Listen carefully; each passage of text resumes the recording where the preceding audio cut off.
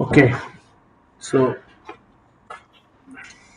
in the last class, we started talking about basically quantum mechanical description of materials, and there we started discussing first about main electron atoms and how can we actually find a solution to the system. So there are two different parts of the atom. One is this valence electron, another is core electron, and the entire atom can be split into two parts. Uh, One is the ion, and the other is this valence electron. So there are several approximate methods which can be used to find the solution of this main electron problem. And one is Born-Oppenheimer approximation, which we have discussed in the last class. And there are other three. So one is Hartree, and the modified version of that is Hartree-Fock. Subsequently, the last one is density functional theory. So today we'll look into Hartree approximation. So what happens? So in the case of Born-Oppenheimer approximation, what we have seen is that the nuclear part and the basically electronic part, or moreover you can say like ionic part and the electronic part, which is the valence electron, that has been basically separated out, and we have actually sorry managed to find out independent equations for both of them, and then we dealt with the problem. But there are some issues, of course, because this is an approximate scheme. So they are we have seen that for semiconducting system it works well. However, if it is a metallic system, it does not give a good answer. But of course, it is the, let's say, after primary model which was developed on this route. So next one is Hartree method. So what happens is that, so this is an approximate method, of course. It focuses on this electronic problem first. Okay, because the electron is the one which is mostly responsible for all the useful properties here. Okay, and the next assumption is that we assume that ions are fixed at their positions. Okay, so ionic motion is freezed here. Now, in general, we can write down the Schrodinger equation of this many electron system in this form. Sorry. So if there is no ionic motion, then we don't have to consider the kinetic energy of the ion. So here we have only the electronic part, that is minus h cross square by 2 me, then del I square, that is the kinetic energy of these electrons. Then we have ion electron interaction potential, and then we have electron electron interaction potential. Okay, these are Coulombic repulsion or attractions. And here we have the wave function, that is the total wave function psi, which is a function of r and s. So I'm coming back to this. What are these things? And right hand side will be equal to E times psi. Okay, so here psi is the main electron wave function, and here we consider both the position and the spin coordinate of the electrons. So this is something which is one step improvement of from the earlier method. Okay, but here also we will not explicitly again consider the spin, so that again we will see later. Now, as per Hartree's approximation, the total wave function of the entire system, which is called as the Hartree wave function, so that can be written down as a product of single particle wave function. Okay, so we have, let's say, n number of such entities. So we have 1 2 3 dot dot dot dot n. Okay, and each one is denoted by some psi 1 psi 2 psi 3, etc. So the total wave function is written down as a product of these individual one electron wave functions. So here psi h will be psi 1, which is a function of r1 and s1, then psi 2, which is a function of r2 and s2, then psi 3, which is a function of r3 and s3, and so on up to psi n. So psi 1 is basically denotes the wave function of the first electron, which is positioned at r1, and it has a spin s1. Okay, so you can say that these are individual electronic orbitals.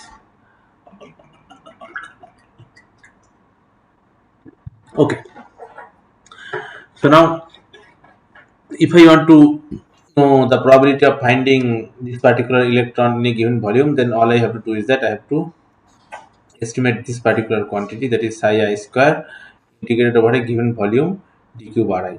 Okay, so that will give me the probability of finding this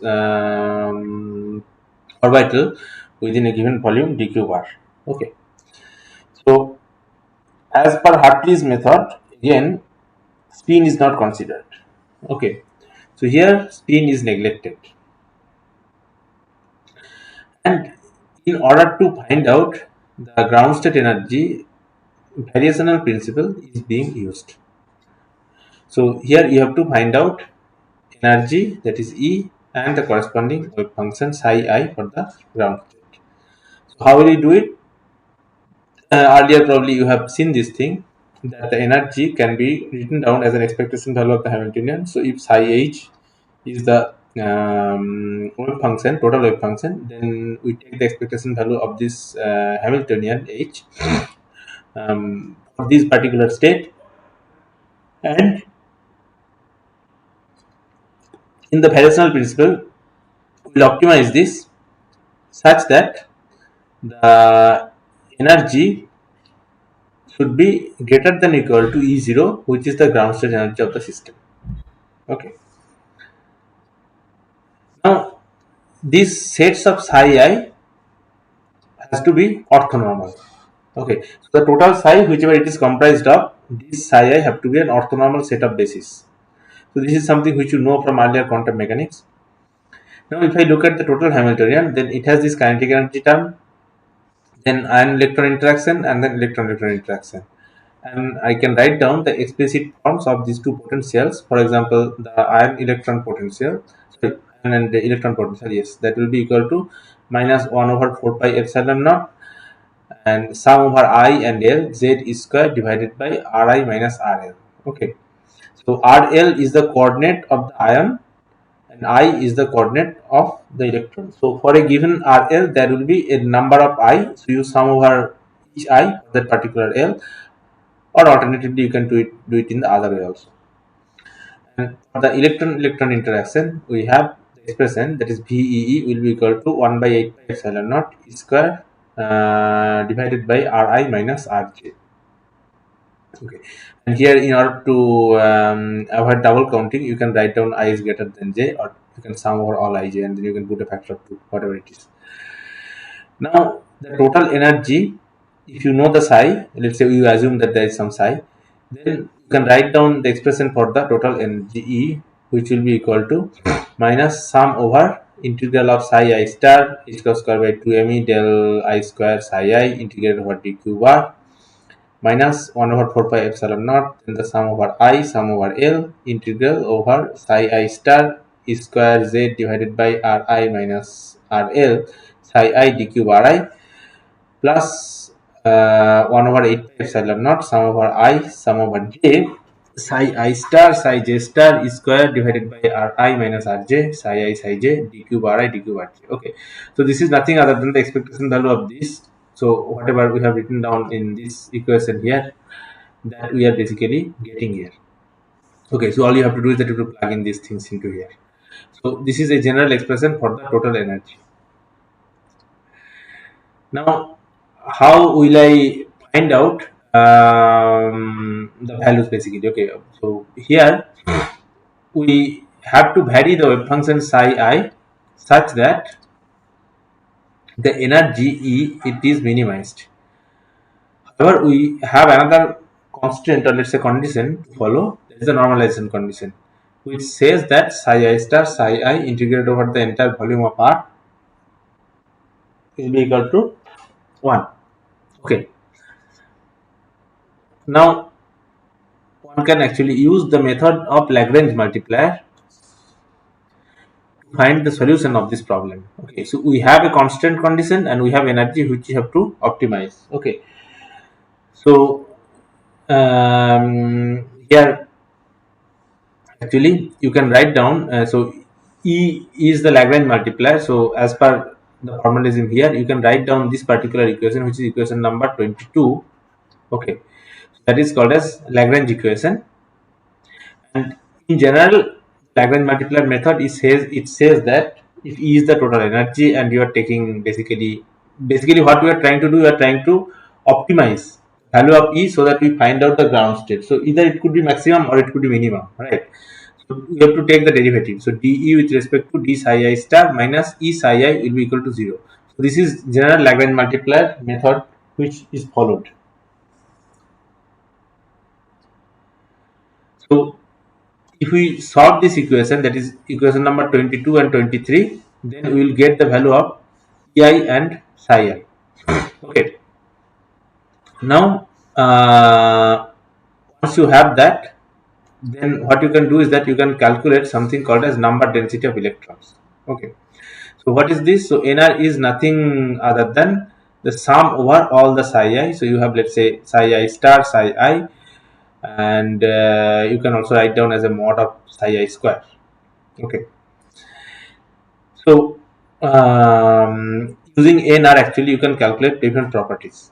Now let us look at how we can define other things like Hartree potential. So here basically you can define this Hartree potential VHRI, which will be equal to 1 over 4 pi epsilon naught sum over I not equal to j square psi j square divided by Ri minus Rj d cube Rj.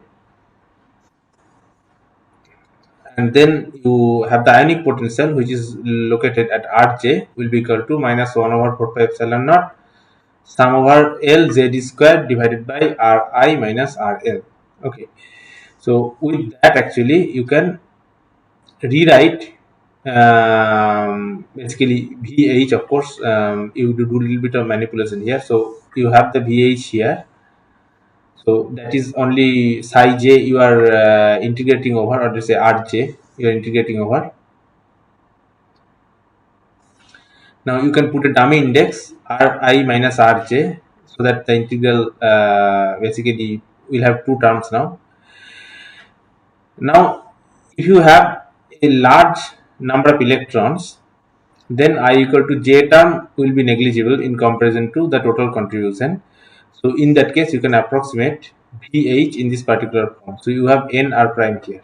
Okay, so it is the expression for Hartree potential. Now with that, what you can do is you can solve the Hartree equation, or you can write down basically something called as the Hartree equation, which is nothing other than Schrodinger equation, with the help of this Vi and Vh. Okay, so here the first term is the kinetic energy term,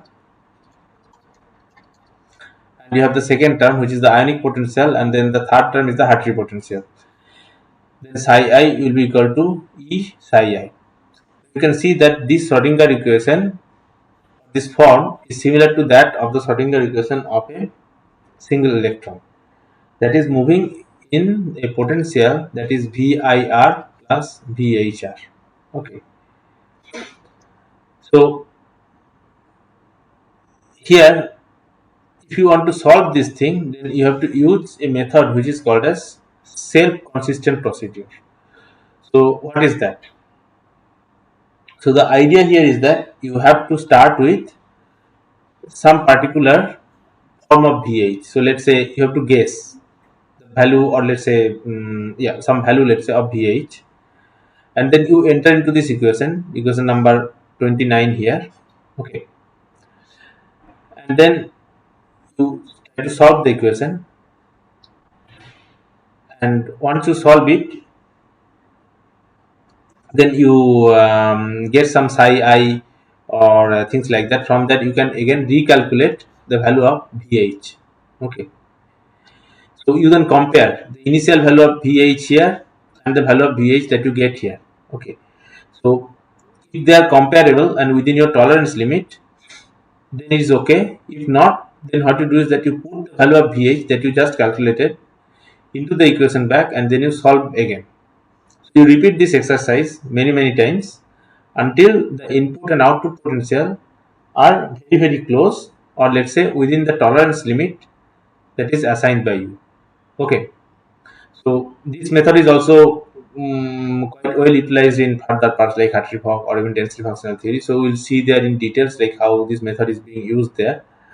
So once we repeat this exercise many times, then what happens is that the system reaches convergence, and once we have that convergence, then we'll know that this is the particular potential which is giving me the ground state. Okay, and then we know for sure that this is the potential for ground state. So we have the value, then we can get the value of psi, and subsequently you can calculate the value of energy. Okay, so that is the ground state solution. Okay, so here actually, okay, so very simply it is written here in this slide here.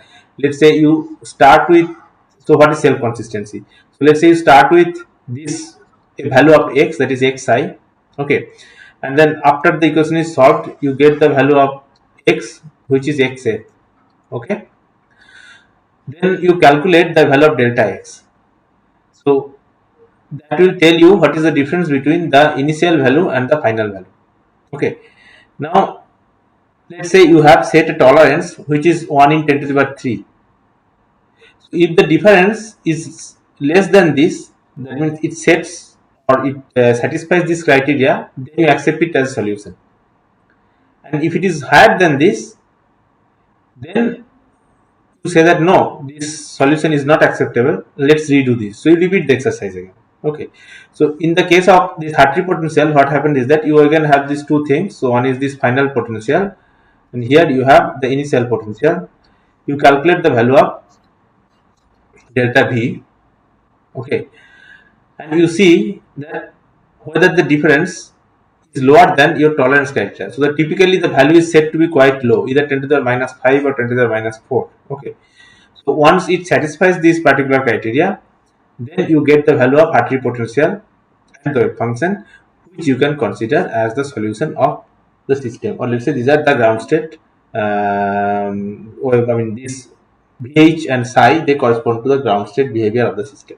Okay, so that is how the self-consistent method works. So we'll discuss this in more details when you're talking about density functional theory. But the key message here is that these equations cannot be solved analytically, just like what you have done earlier. So you have to follow self-consistency. So these are all approximate methods.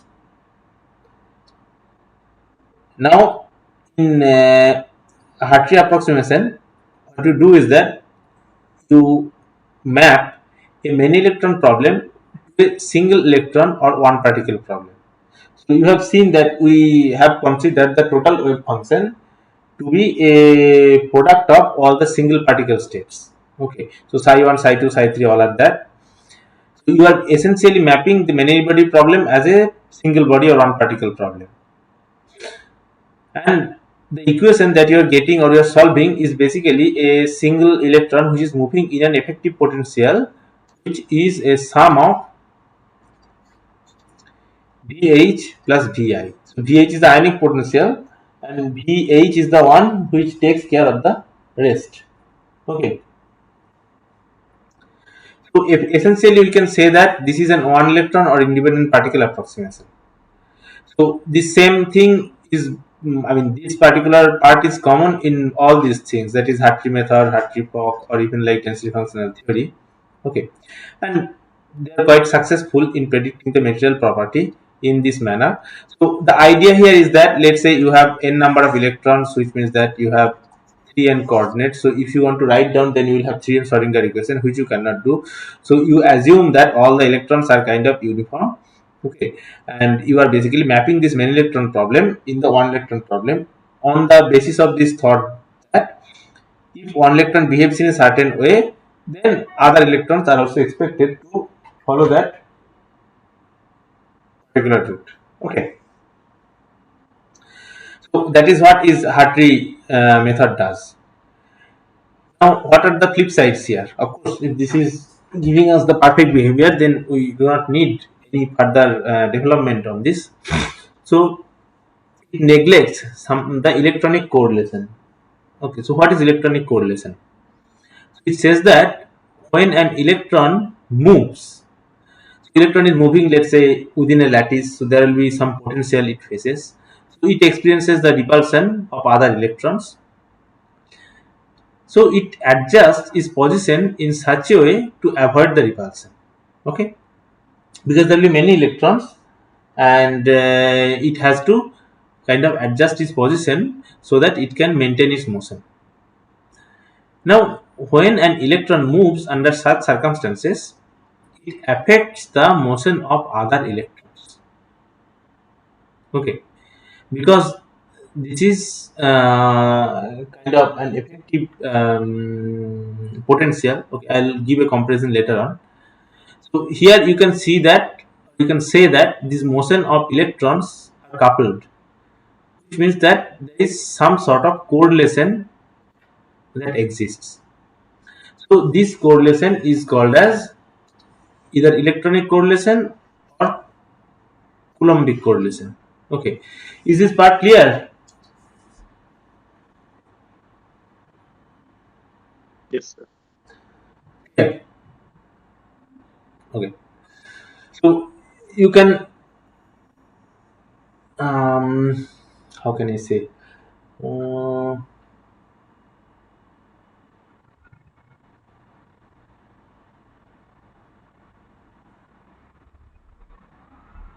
I mean, you can find some sort of similarity with BCS theory. So, have you studied BCS theory in your solid studies course yet? No.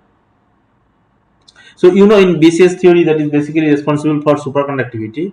What happens is that um two electrons, which are of course similarly charged, they have some sort of attractive force that acts between them. Okay, so this is basically phonon mediated attractive force, and that essentially forms a bound state of two electrons. Okay, so you have, let's say, one electron here and then another electron here, and then they kind of forms a bound state. So this is what you call it as the Cooper pair. Okay, so the reason it happens is because, let's say, there is an electron cloud. Okay, so let's say you have some ion here. Okay, and let's say another ion here.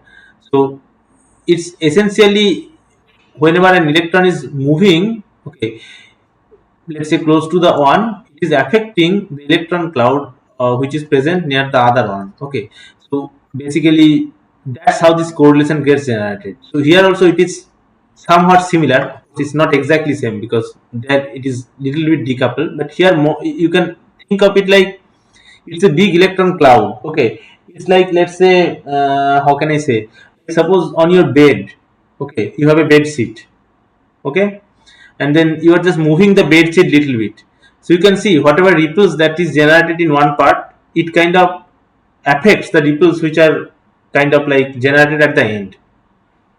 So that's how you can think of it, like if an electron moves, it will effectively affect the motion of other electrons. That is what is called as electron electron correlation, and this is a very important parameter actually.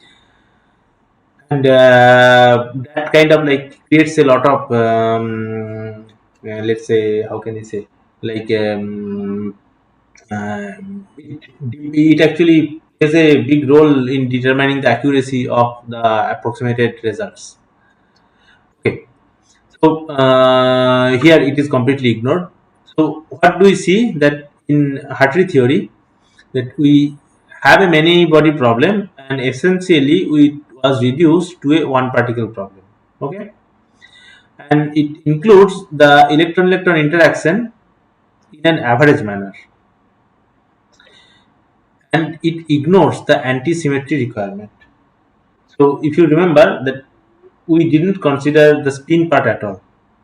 Okay, so whenever, let's say, you get some psi, you start filling in the orbitals from the lowest energy state up to, let's say, the highest one, but you have to also take care of the anti-symmetry requirement, which is not followed here. Okay, so this is the limitation of the Hartree theory,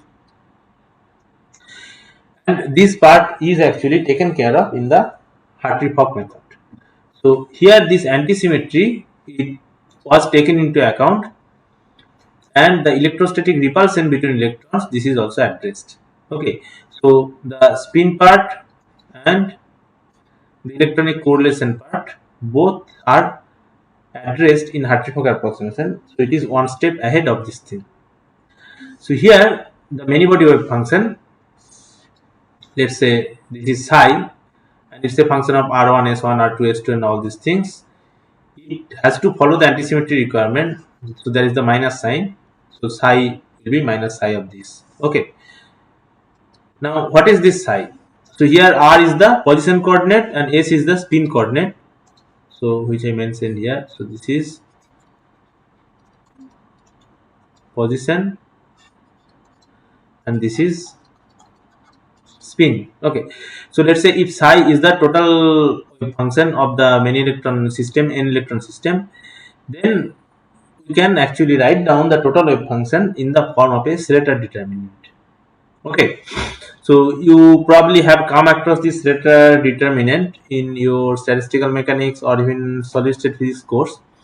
So all you have to do is that you have to, is basically a determinant, and you have these individual orbitals or let's say electronic states, and you have to fill up different rows and columns different indices. So you have two indices here. One is the level of the electron, the other is the level of the energy.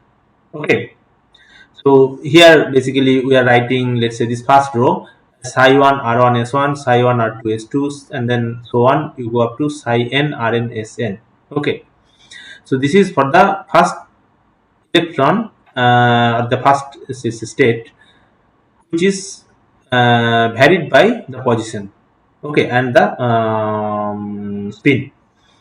And if you follow this column here, first column, then the position is staying fixed, but the psi is changing. So this is psi 1, psi 2, psi n up to like this. So the beauty of this Slater determinant is that if you put it in this particular format, then it will automatically take care of this symmetry or anti-symmetry factor. Okay, so let's say if you have two electrons, then you will have only psi 1 and psi 2, so it will be a 2 by 2 matrix. If you have 3 electrons, then it will be a 3 by 3 matrix. So the Slater determinant itself takes care of this thing.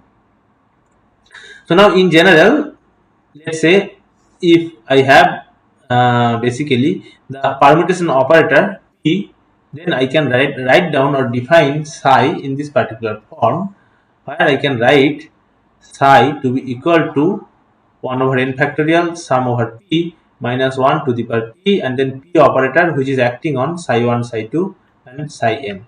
So here you see there is a new set of coordinates x1, x2 which are basically used here.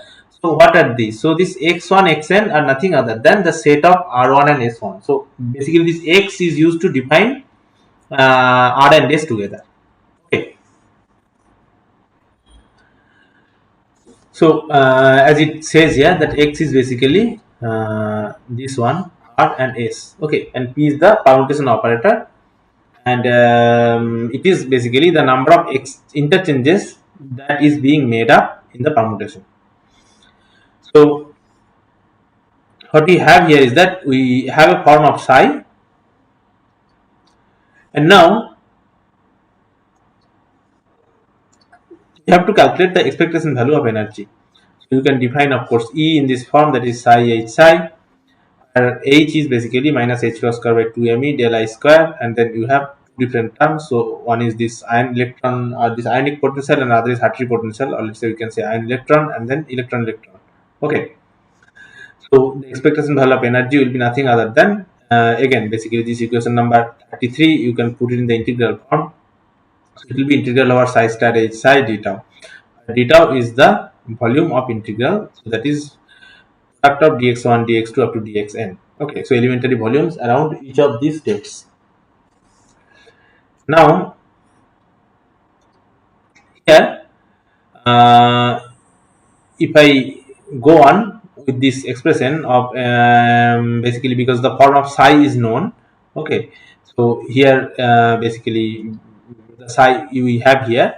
So if I put psi into the expression that is equation number 35, then I can basically further expand this, and you can see I'll get basically 1 over n factorial outside the bracket and integral over psi star h sum over p minus 1 to the power p, then p operator psi 1, psi 2, psi n of d tau, and then you have to do a little bit of manipulation, and then the integral will come over. As you see, basically this permutation operator ph will be h equal to h. So finally we will end up with this form of Hamiltonian, that is E will be equal to square root of n factorial psi star h and then psi 1, psi 2, psi n d tau. Okay, so where from, so if you look at the step just before that, you have 1 over n factorial, but here you have n factorial. square root of n factorial. So the reason is that the number of permutations will be n factorial times. So basically that is why if we get rid of the sum, then basically this n factorial divided by square root of n factorial will give us n factorial. Okay, so you please do it, do all these exercises at home, and then you will see how it turns out. And basically, so we have an expression for energy, and now if I put in the expression for Hamiltonian, so here I have H, so if I just put the expression for Hamiltonian into this expression, then again I can get a further detailed expression here. So it will be E will be equal to sum over P integral over minus 1 to the power P psi I star, and then Hamiltonian is sandwiched there, and then psi here. Okay, so if I take different terms into the separately here, then I'll have a first term. We'll have only minus h cross square by 2 me del I square minus z I square divided by ri minus rl. And then the second term we'll have basically e square divided by ri minus rj. And the third term we'll have also e square. And then here you can see psi j star, psi I star, psi I, psi j divided by ri minus rj. Okay, so this is just the expansion of the first equation on the top, so you can basically do it yourself. Now what you see here is that the last term in this equation here, there is equation number 38, it arises due to the exchange of electronic coordinates. Okay, so which is finite only for parallel spins. It means that the number of such exchanges are finite in number if the spins are parallel. Okay, so if psi I and psi j have same spins, then it will be non-zero. But if they are not of same spin, then it can be different from that. It can be zero also. Okay, so now let's define something called as Vi. So here you can see Vi at position R is basically defined as 1 over 4 pi epsilon naught sum over I z square divided by Ri minus RL. That is equation number 39, and if you put it into equation number 38, that means the earlier equation, then you can get a smaller form of this equation. So here I have basically the first part is kinetic energy plus Vi, and then we have two other terms. Okay, now we have to minimize E subject to the constant. There is a normalization constant, which is psi I star, psi I dr will be equal to 1. So essentially we are again following the same path which or path which we have used earlier for Hartree method. So using Lagrange multiplier, you can actually try to solve this thing. So d psi I star minus E psi I will be equal to 0, and if you do that, then you will end up with this particular equation. And the first term will be minus h cross square by 2m del square plus vi plus e square by 4 pi epsilon naught psi j ri prime square by ri minus rj, and then we have e square by r minus r prime. This term will be equal to e psi I. So this is called as Hartree-Fock equation. Okay, so now you can actually so you have this equation here, so now you can actually rewrite it into this form also. So now one important part here is that we have something called as this exchange energy. Okay, so this last term. Okay, so here you can see there is psi j, and I think this psi is missing here. Wait a second.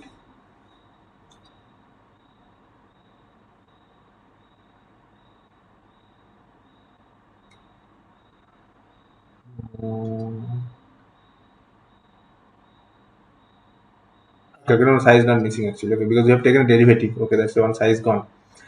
Okay, so here actually you can see that we have this additional term here, so which is called as the exchange energy, which means that let's say if I have two electrons and I'm assuming that one electron is being moved from position 1 to position 2, okay, then of course that will have some effect on the wave function and the potential. So that for a large n electron system can give a significant contribution. So this is called as exchange energy. Okay, so that actually is taken care of in this Hartree-Fock method. Now, it is still a mean field approach, which means that we are again trying to solve the entire behavior of a system by treating the system as a one electron problem. Okay, so that is kind of a mean field approach. So we are assuming that electron moves in an average field that is generated by the other electrons. So here we are ignoring individual electronic cases. Okay, so that is an approximation. Now here only correlations between parallel spins is considered. So it can overestimate the importance of the exchange interaction. Okay, so this might lead to incorrect prediction of the electronic properties in the solid. So basically, it's an overestimation of the exchange interaction. So I hope exchange interaction you already know that we discussed in the context of like spins. So let's say we have spin 1 S1 and then S2, and then if there is an exchange of these spins, then we have defined. But essentially, you can also think of like the total wave function psi1 and psi2. So basically, you have, let's say, a two electron problem.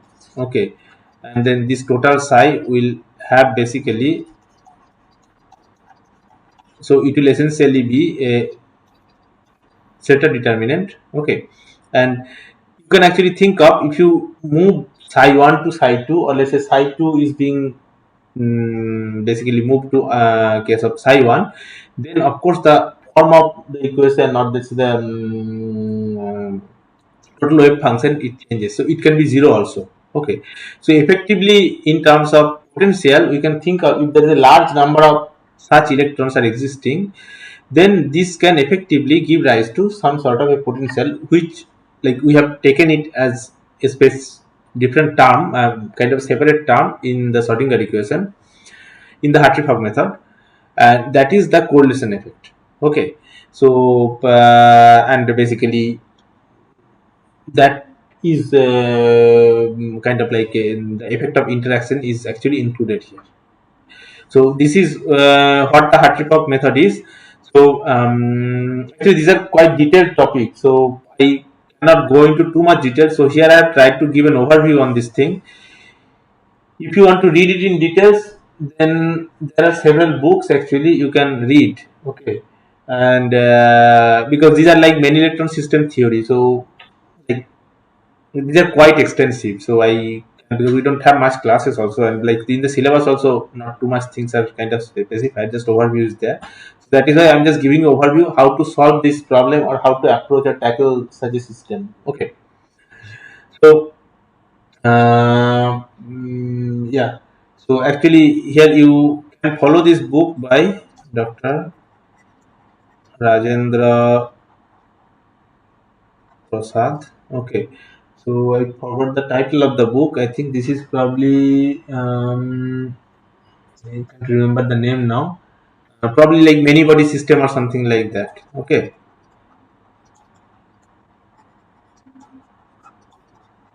Or alternatively, you can also read any solid state physics book. For example, like yeah, I mean, wherever this Hartree-Fock is mentioned, even you can read probably Ashcroft and Marmin also. Okay, but it will be a little bit complicated, and then yeah, basically any solid state physics book is okay, I think. Huh? So. So in the next class, we'll discuss about density functional theory. So let us quickly recap what we have done actually. So you see, first we started with something called as basically, so of course many electron system, these problems you know. So we try to solve this problem. So there are four approaches. One is Born-Oppenheimer approximation, then there is Hartree approximation, then Hartree-Fock, and then last one is density functional theory. So this one is something which I will discuss in the next class in details. Of course, not too much details because this is again like a half a semester subject. So Basically, here we have discussed so far these first three. So in Born-Oppenheimer approximation, what we did is that we have separated the electronic and ionic parts. Okay, and what we mean by that is that the ionic part is quite heavy, and the electronic part, which is the, let's say, valence electron, we have taken it as a separate entity, and the motion of these two are also kind of separated. And we have given the example of this elephant and bees.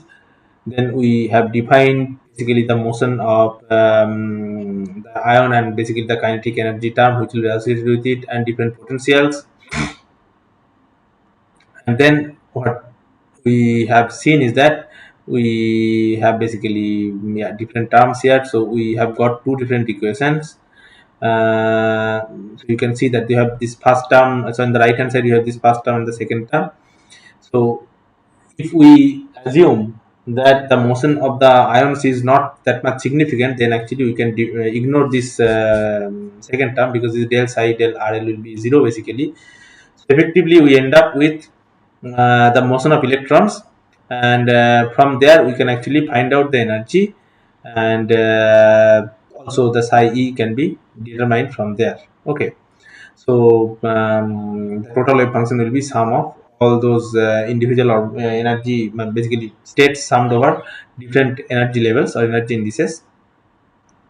So that is how this is the first order kind of, let's say, treatment here. Okay, and it has some limitations that we also discussed.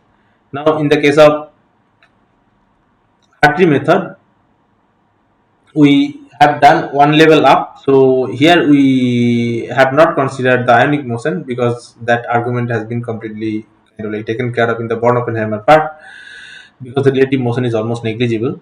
So here what we did is that we assume that electrons are fixed at their position, so all the energy terms that are associated with it are also ignored here.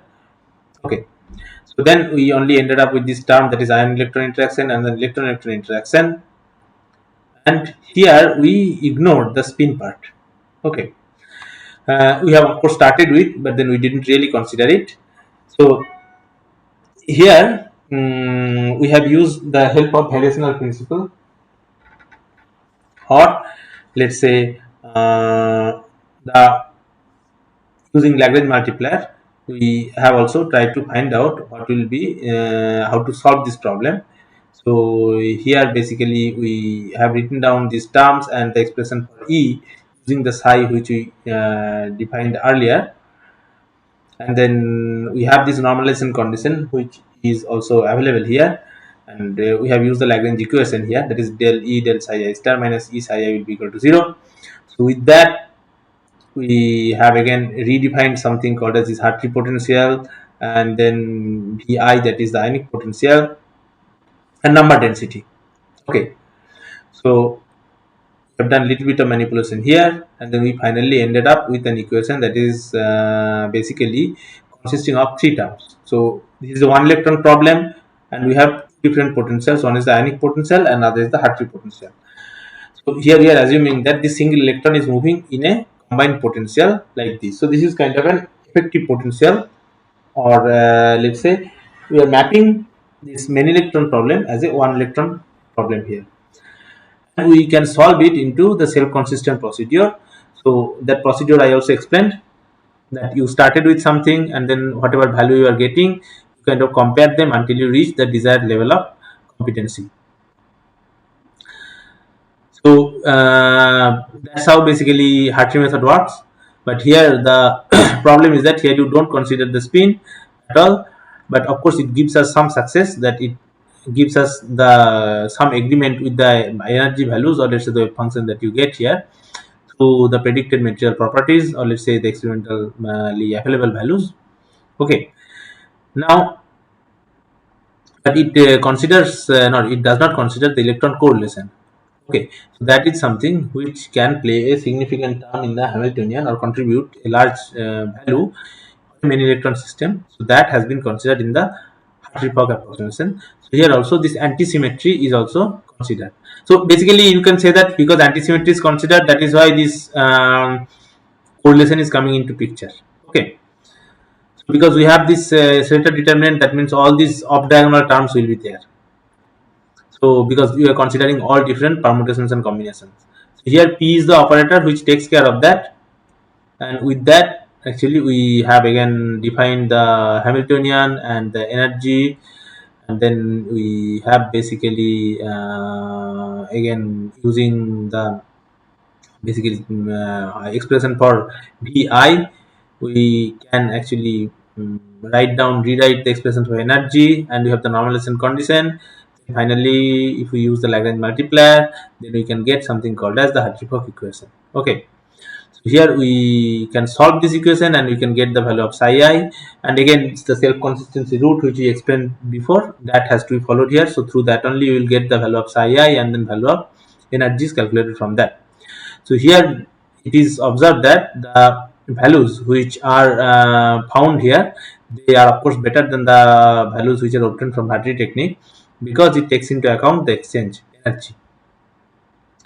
But again here there is a little bit of an issue that the correlation could be overestimated, because here we are considering only parallel spins. So that issue will be solved in density functional theory. And here again it's a mean field approach, because we are as mapping basically this many electron problem into one electron problem. So individual electronic contribution, if there is a change in there, so that could be different or that could be ignored. Okay, or that basically we can miss. So this is the basic assumption here. Okay, or let's say limitation you can say. Okay, so with this I will finish here. Let me know if you have any question. So I went a little bit fast, but that is of course because you have to finish quite a few things, and of course these are just qualitative discussions. So you just need to know these things, and I think these topics you have already covered, or you have probably studied in other courses, probably numerical technique or let's say computational physics course you have already studied. So that is why I am not getting too much into the details of these things. So probably you have also solved hands-on details on these problems, right?